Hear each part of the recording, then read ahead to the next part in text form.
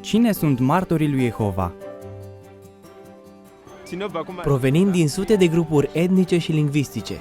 Cu toate acestea, avem aceleași convingeri religioase și aceleași obiective. Ne închinăm lui Jehova, Dumnezeul Bibliei și Creatorul tuturor lucrurilor.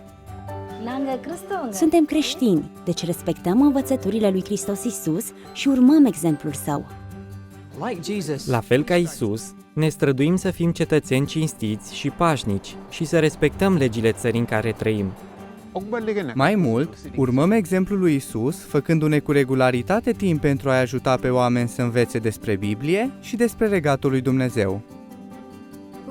Depunând mărturie despre Jehova Dumnezeu și despre regatul său, suntem cunoscuți ca martori ai lui Jehova.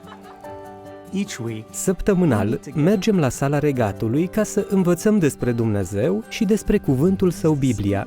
La întruniri nu se face colectă și poate participa oricine. Vă invităm să ne vizitați.